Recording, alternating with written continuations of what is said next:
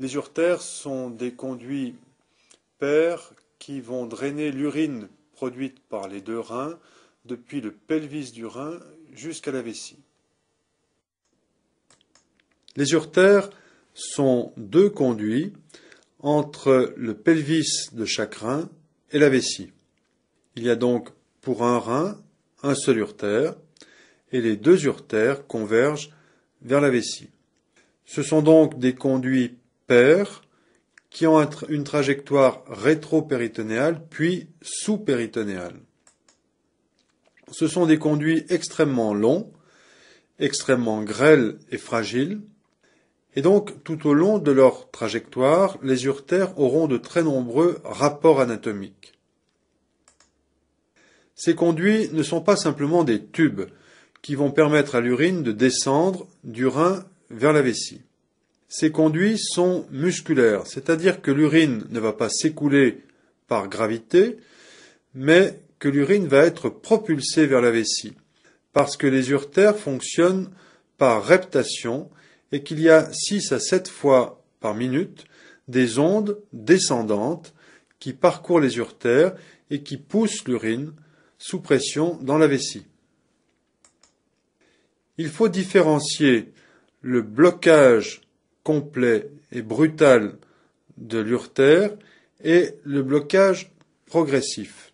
Vous verrez en pratique médicale qu'un blocage brutal et complet, c'est la plupart du temps un blocage sur un calcul qui est né dans le rein, qui descend dans l'urtère et qui bloque l'urine. Le tableau clinique, c'est la colique néphrétique. C'est un blocage extrêmement bruyant, extrêmement douloureux, alors que lorsque l'urtère, le long de son trajet, est comprimé de façon progressive par une tumeur, un abcès ou n'importe quel processus dégénératif, l'urtère va souffrir de cette compression, mais va souffrir en silence. Cette compression sera indolore. Progressivement, l'urtère va se bloquer, va se distendre parce que l'urine va le remplir, et la pression va augmenter dans l'urtère puis dans le rein, jusqu'à faire souffrir le rein et progressivement le détruire.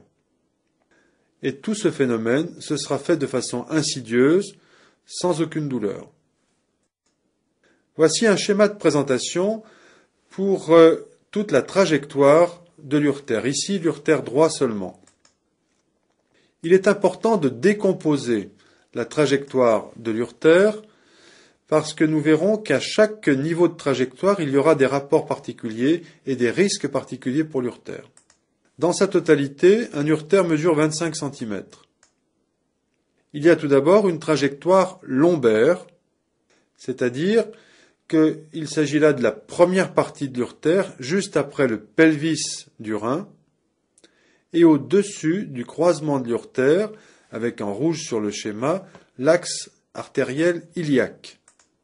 Il y a à ce niveau 6 cm d'urtère. Lorsque l'urtère est au contact des vaisseaux iliaques, on parle d'urtère iliaque, 4 cm de longueur. Puis l'urtère se trouve dans la cavité pelvienne. Il y a à ce niveau un segment contre la paroi du pelvis, urtère pelvien pariétal, et un segment plus court où l'urtère quitte la paroi pour se rapprocher des viscères. On parle d'urtère pelvien viscéral. L'ensemble mesure 13 cm de longueur. Et puis, il y a à la partie terminale de l'urtère un très court segment de 2 cm. C'est en fait la partie d'urtère qui est dans l'épaisseur de la vessie. Il y a tout au long de cette trajectoire 3 zones dangereuses lorsqu'un calcul essaye de parcourir l'urtère. C'est-à-dire 3 zones où un calcul peut s'enclaver, peut se bloquer. Le premier point faible, le premier rétrécissement, c'est en fait l'origine de l'urtère juste après le pelvis du rein. Le deuxième point un peu rétréci sur la trajectoire de l'urtère, c'est le bord supérieur des vaisseaux iliaques, juste à la jonction entre urtère lombaire et urtère iliaque. Et puis enfin, le troisième emplacement rétréci, c'est la jonction entre l'urtère pelvien viscéral et l'entrée dans la vessie, c'est-à-dire l'urtère intramurale. C'est en fait à ces trois niveaux que l'on peut voir un calcul se bloquer. Voici maintenant une coupe transversale d'un urtère pour insister sur la qualité de sa paroi, sa musculature, mais aussi quelques points faibles. Voici tout d'abord au centre de la coupe la muqueuse de l'urtère. Cette muqueuse apparaît ici repliée sur elle-même. Bien évidemment, lors du passage d'une onde péristaltique, elle pourra se dilater. Un urtère peut mesurer environ 4 mm de diamètre, mais il peut, lors du passage d'une onde péristaltique contenant un peu d'urine, se dilater jusqu'à un diamètre de 8 mm ou 1 cm. Donc cette muqueuse peut se déplisser. Il y a, entre la muqueuse et la musculaire, une couche sous-muqueuse, un chorion. La couche musculaire est décomposée en deux épaisseurs, une couche centrale qui est dite circulaire et une couche périphérique avec des muscles, des fibres longitudinales. Au-delà, il y a une adventice, il n'y a pas de péritoine, l'urtère n'est jamais péritonisé.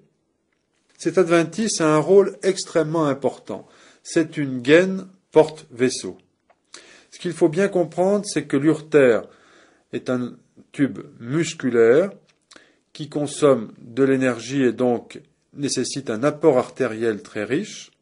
Or, sur 25 cm de longueur, l'urtère ne va avoir que 3 apports sanguins sous la forme de petits filets artériels.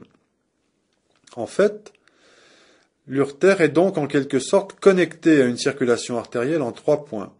Entre ces points de relais d'alimentation, il y a à l'intérieur de l'adventice des échanges sanguins, ce qui signifie en pratique que si l'on dissèque un urtère sur plus d'une dizaine de centimètres, il est possible qu'à son extrémité la plus distale, la circulation sanguine soit trop faible pour permettre une bonne vitalité. Cela est important bien sûr en chirurgie. Lorsqu'on veut réimplanter un urtère, il faut protéger au maximum son adventice, c'est-à-dire sa gaine porte-vaisseau. Dans cette gaine, on trouve donc des veines, des artères, mais aussi des filets nerveux, puisqu'il faut une commande sympathique et parasympathique pour la contraction de cette couche musculaire. Voici maintenant deux schémas très simples, à gauche de face, à droite de profil droit, pour montrer la trajectoire des urtères. C'est en effet sur ces schémas que vous allez comprendre la trajectoire que l'on peut étudier sur une urographie intraveineuse. L'urographie intraveineuse est un excellent moyen radiologique de montrer le trajet de l'urtère. Cet examen consiste à injecter dans une veine périphérique un produit de contraste iodé qui va être filtré par le rein, qui va remplir les cavités du rein, mais aussi l'urtère, et va donc dessiner l'urtère sur des vues radiographiques que l'on peut faire de face, de profil ou de 3/4. De face, voyez que l'urtère a une double concavité. Au niveau lombaire, la trajectoire est concave en dehors. Au niveau pelvien, la trajectoire est concave en dedans. Et on dit que les deux urtères dessinent une lyre autour du rachis. De profil, l'urtère lombaire a une concavité postérieure et l'urtère pelvien, juste avant la vessie, a une concavité ventrale, antérieure. Il faut savoir rechercher cette trajectoire sur une urographie intraveineuse. Si l'urtère n'a pas cette trajectoire, c'est qu'il est à un endroit ou à un autre de son trajet comprimé ou dévié. Nous allons, sur plusieurs diapositives, montrer les rapports des urtères. Nous allons commencer par les rapports postérieurs des urtères, essentiellement les rapports des urtères lombaires et iliaques.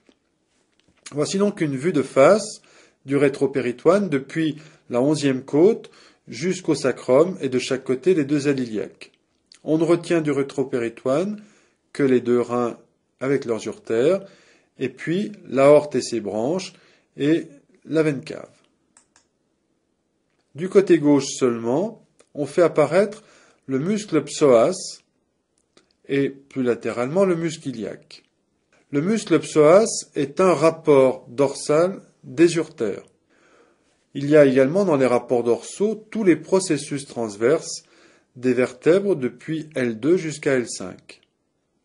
Et puis, il y a aussi le rapport étroit avec le nerf génito-fémoral qui traverse les fibres du muscle psoas.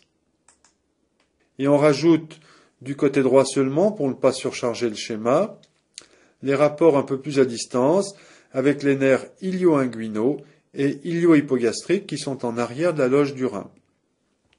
Si nous insistons sur ces rapports postérieurs, c'est d'une part parce que l'urtère, lorsqu'il va souffrir sur un blocage aigu, va transmettre sa douleur dans les territoires de ces trois nerfs. C'est-à-dire que la douleur de la colique néphrétique sera une douleur extrêmement riche et complexe, puisqu'elle pourra se propager, apparaître dans les territoires aussi bien génitaux que fémoraux qu'hypogastriques. C'est-à-dire qu'une colique néphrétique chez l'homme, par exemple, peut donner des irradiations douloureuses jusque dans le pli inguinal ou dans les bourses. D'où la symptomatologie très trompeuse des coliques néphrétiques. Si l'on insiste également sur ces rapports postérieurs, c'est que dans tous les traumatismes du rachis lombaire, chaque fois qu'il y aura sur une radiographie simple des fractures des processus transverses, il faudra suspecter ventralement une blessure ou une compression simplement des urtères par des hématomes dans la gaine du muscle psoas et autour du rachis. L'urtère iliaque va être en rapport en arrière avec une petite fossette de forme triangulaire qui est située entre la face latérale de L5, le bord supérieur de l'articulation sacro-iliaque et en dehors le muscle psoas. Cette zone triangulaire s'appelle la fossette de Cuneo et Marcille. Dans cette fossette, nous allons retrouver des éléments que nous avons cités dans les parois du pelvis. Il s'agit de la racine L4, L5, qui s'associe pour former le tronc lombo-sacré. On trouve également la chaîne sympathique lombaire, cette chaîne ganglionnée, qui est parallèle au rachis, qui passe derrière les vaisseaux et qui se prolonge avec la chaîne sympathique sacrée. Et on trouve aussi l'artère et la veine ilio-lombaire. Tous ces éléments font partie des rapports postérieurs de l'urtère à ce niveau. Et puis, nous allons utiliser ce schéma pour montrer dès à présent qu'il n'y a pas de symétrie parfaite entre les urtères gauche et droit, car l'aorte est plutôt latéralisée sur le bord gauche du rachis, et donc sa division iliaque sera décalée à gauche et à droite. C'est-à-dire que l'urtère gauche va croiser l'artère iliaque commune gauche, et que l'urtère droit, va croiser l'artère iliaque externe droite. C'est ce que l'on peut voir sur le schéma. C'est ce qu'on exprime en médecine sous le terme de loi de Louchka. Cela paraît simple et pourtant, on utilise fréquemment les urtères comme repère anatomique lors de la dissection des vaisseaux iliaques. Si l'on trouve lors de la dissection l'urtère, à gauche ou à droite, on saura à peu près à quel niveau on se trouve sur l'arborisation iliaque.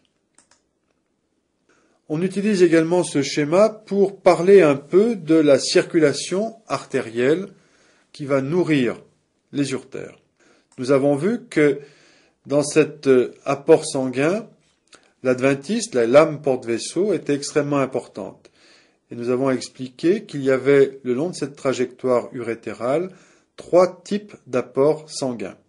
Le premier apport sanguin possible est le niveau supérieur. On parle d'artère urétériques supérieures. Ce sont de petits filets artériels qui sont des branches des artères rénales. Ensuite, il y a, lorsque l'urtère croise l'axe iliaque, de petits filets artériels entre ce croisement et l'urtère. On parle d'artère urétérique moyenne. Là encore, quelques filets artériels. Le dernier relais sera au niveau pelvien, là où l'urtère sera croisée par les artères génitales. Et on parlera d'artère urétérique inférieure. Il faut maintenant citer les rapports ventraux les plus importants des urtères. Et pour cela, nous allons utiliser deux diapositives successives. La première présente les deux reins de face avec leurs urtères et les gros vaisseaux du rétropéritoine. Nous insistons sur cette diapositive sur le croisement des urtères avec les vaisseaux gonadiques, c'est-à-dire les artères et les veines gonadiques. Les artères gonadiques sont deux branches de l'aorte abdominale qui naissent au niveau de L2. Les veines gonadiques, nous en avons parlé avec l'étude des glandes surrénales, ont un drainage asymétrique. À gauche, la veine gonadique se termine sous la veine rénale gauche. À droite, la veine gonadique se termine directement dans la veine cave inférieure. Ces vaisseaux artères et veines sont de chaque côté collés l'un à l'autre et croisent ventralement l'urtère. Ce croisement se fait au niveau de L3. Là encore, ce croisement est essentiel en dissection et donc en chirurgie. Dans le rétropéritoine, il existe souvent une surcharge de tissu graisseux. Il est parfois difficile de repérer la trajectoire des urtères et vous avez vu la fragilité de ces urtères. Il est beaucoup plus facile lors de la dissection de repérer les artères et surtout les veines gonadiques qui peuvent être très dilatées. Une fois que l'on a repéré la trajectoire des vaisseaux gonadiques, on sait que quelques millimètres en dessous et en arrière, nous pourrons trouver la trajectoire des urtères. Les vaisseaux gonadiques sont donc un guide pour la dissection. Voici une autre diapositive qui présente les rapports ventraux des urtères. Cette fois, par rapport à la diapositive précédente, nous complétons le schéma en rajoutant les viscères qui vont être importants à citer dans ces rapports.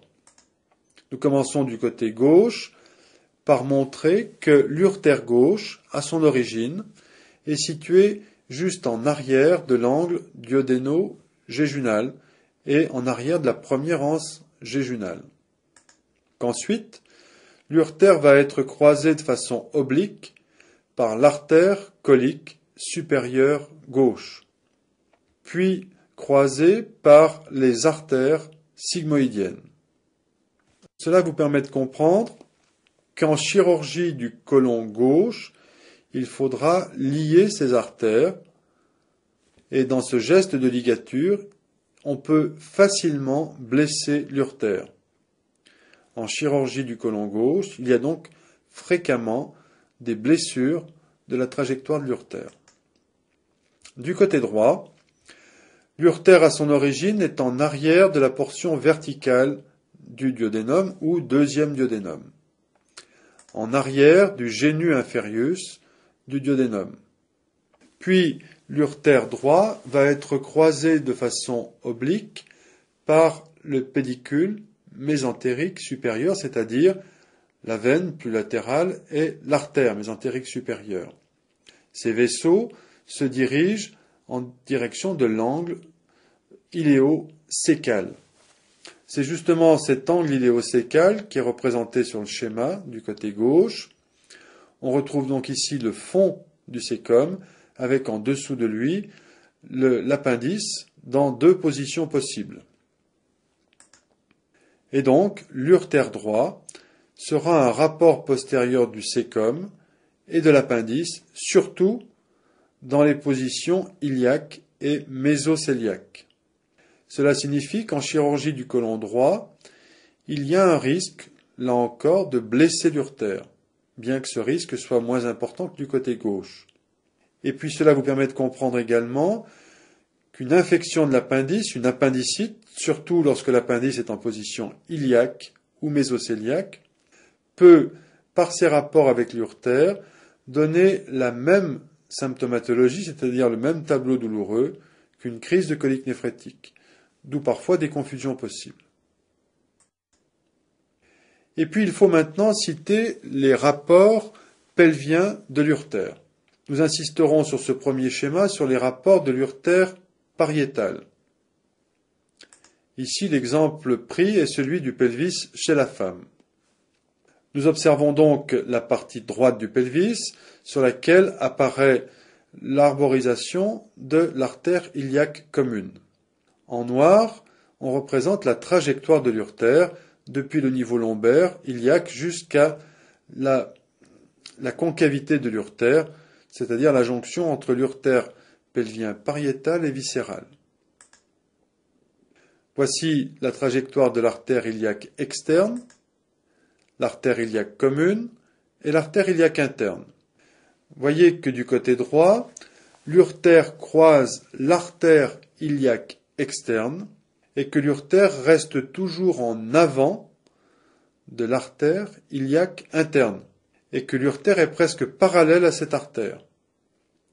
C'est-à-dire aussi que l'urtère va croiser toutes les branches de l'artère iliaque interne qui partent vers l'avant. Ces branches, ce sont l'artère obturatrice qui se dirige vers le canal sous-pubien, l'artère ombilicale qui rejoint les faces latérales de la vessie, et puisque nous sommes ici dans l'exemple du pelvis de la femme, l'artère utérine, l'artère rectale moyenne en arrière et l'artère vésicale inférieure. Voyez que l'urtère semble être pincée entre l'artère utérine et l'artère vésicale inférieure. Chez l'homme, il y aura le même phénomène, c'est-à-dire que l'urtère sera pincée entre la trajectoire d'une artère génitale et d'une artère vésicale. L'artère utérine, on le voit sur le schéma, est d'abord plus latérale que l'urtère, puis elle croise l'urtère en avant pour se mettre en dedans de l'urtère. On rajoute sur le schéma l'artère pudendale, qui semble proche de l'urtère sur le schéma, qui de toute façon est située en dessous du plancher pelvien et ne fait pas partie des rapports de l'urtère. Nous allons maintenant parler des rapports de l'urtère pelvien viscéral et il faut là séparer le cas du pelvis de la femme et de l'homme. On commence par l'exemple chez la femme. Voici une vue antérieure du pelvis de la femme sur lequel on ne retient que l'utérus et en dessous le fond de la cavité vaginale. La ligne pointillée, c'est en fait la silhouette de la vessie qui a été ôtée pour pouvoir étudier la terminaison des urtères. Voici l'urtère gauche, l'urtère droit. Voyez que les urtères au fond de l'entonnoir pelvien vont être de plus en plus près l'un de l'autre. Et du côté droit du pelvis, on va étudier le croisement avec les vaisseaux. Chez la femme, il y a donc plus latéralement que l'urtère, tout d'abord l'artère utérine, qui va passer en avant et au-dessus de l'urtère avant de rejoindre l'utérus lui-même. Au niveau du croisement avec l'urtère, l'artère utérine donne une artère vaginale courte. Au niveau de ce croisement, l'artère utérine donne aussi des petites artères pour l'urétère, artère urétérique inférieure. Donc l'artère utérine, l'artère vaginale courte, l'urtère sont très proches les uns des autres, et cet ensemble est très proche du fond du vagin et de l'utérus.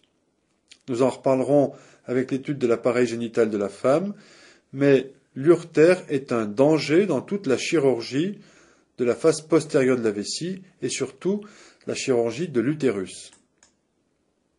L'urtère est croisée en arrière et en dessous de lui par l'artère vésicale inférieure.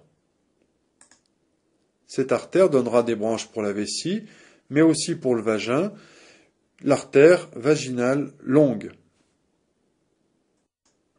Voici une étude comparable chez l'homme, et nous présentons ici l'urtère pelvien viscéral sur une vue dorsale chez l'homme.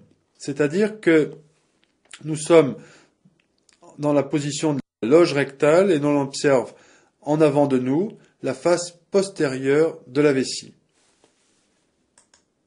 Voici l'urtère gauche, la face postérieure de la vessie, la terminaison des voies du sperme, ici le conduit déférent gauche qui provient du testicule gauche, est branché en dérivation sur ce conduit une vésicule réservoir, une vésicule séminale gauche. Sur les faces latérales de la vessie, proche du dôme de la vessie, nous retrouvons une artère ombilicale, artère à droite ici, mais il y a le phénomène tout à fait symétrique à gauche. Au-delà, l'artère est dessinée en pointillé, car l'artère ombilicale, au-delà de la vessie, est obstruée et elle ne circule pas. Elle est considérée comme un système ligamentaire et ces deux artères en pointillé se rejoignent sur la ligne médiane, juste à la face postérieure de l'ombilic, au même endroit que l'ouraque traverse la paroi abdominale. Chez l'homme, l'artère qui est l'équivalent de l'artère utérine, et donc une artère aussi génitale, elle s'appelle l'artère vésiculo-déférentielle. Elle est destinée à alimenter les vésicules séminales et les conduits déférents. Cette artère est là encore plus latérale que l'urétère, puis elle passe au-dessus et en avant pour rejoindre l'appareil génital. Au niveau de ce croisement, il existe de petites artères urétériques inférieures, et on en voit une ici courir à la surface de l'urtère. L'urtère chez l'homme est croisée en arrière et en dessous par une artère vésicale. Chez l'homme, elle ne s'appelle pas artère vésicale inférieure, on parle d'artère vésico-prostatique parce qu'elle est destinée à la face inférieure de la vessie et à la glande prostatique. Et puis on rajoute sur le schéma l'artère rectale moyenne qui est beaucoup plus postérieure et qui n'est pas un rapport pour l'urtère.